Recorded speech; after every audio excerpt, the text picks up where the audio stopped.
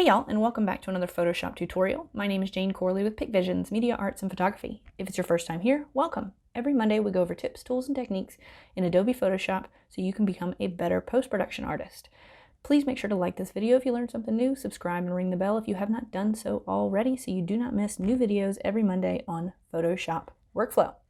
Today's episode is all about removing a background or removing a subject to place in a new background, such as this picture right here of Taylor. We're going to put in this background of a mountainscape. So make sure to tune in next week when we do new photos in a new background with different lighting techniques and blending those two images together so that they look like one cohesive image.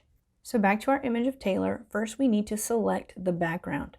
We're going to use our quick selection wand. You can either do W for wand on your keyboard or find it here on the tool panel and select your quick selection tool. With Control Plus you can zoom in, and with your right bracket you can make your brush bigger, and your left bracket you can make your brush smaller. You can also use your space bar to initiate the hand tool and navigate around your image. For this area we want to use a medium-sized brush with 0% hardness, 0% spacing, and a 0 angle. We're going to drag over the area we want to select, and the marching ants will be initiated. Navigate around the image to complete the selection. If you go over in the selection, simply hit your Alt or Option key and you'll see the minus sign appear inside of the circle. Drag it while you are holding your Alt or Option key to subtract from your selection. You want to get it as close to right as you can. You want to get it as close to selected around the content of your subject as possible. If you're having trouble getting the correct selection, feel free to make your brush smaller and you'll make a smaller selection. We are selecting the background, so anywhere you go over your subject matter, you need to make sure that you're holding the Alt or Option key to remove from the selection so that you are only selecting the background area. Once you have your selection close to perfect, what you're going to do now is go up to this area here where it says Refine Edge.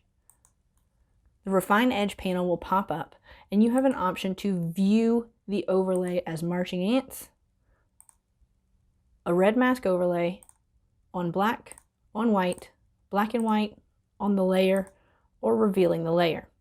We'll use overlay for this tutorial.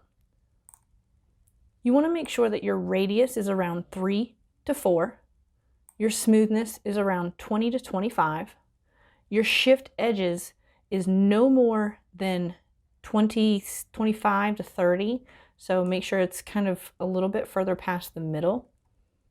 And we're going to take what looks exactly like the quick selection wand. If you can see it, it's got a plus sign in it. If you hold the Alt or Option key, the minus sign comes up, and we're going to refine the edges by painting over our selection, further refining the selection. Work your way around the image, refining your selection. You'll see the small hairs turn red when the selection is being refined.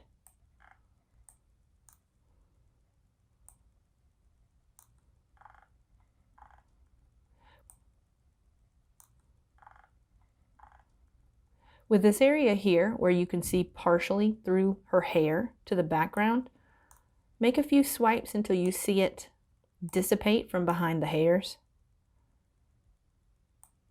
And make sure to come into this gap near her neck, because these small spots are going to tell on you that you came from a different image. So work your way all the way around the image, refining the edge with the mask brush. Control 0 will give you a full view of the image so you can continue to work around if you've missed any spots.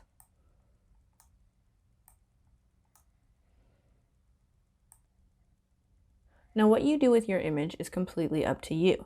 If you're wanting to copy the image of the subject and move it to a different location, such as the landscape that we will be doing next week, you're going to Control Shift I to invert the selection onto the model.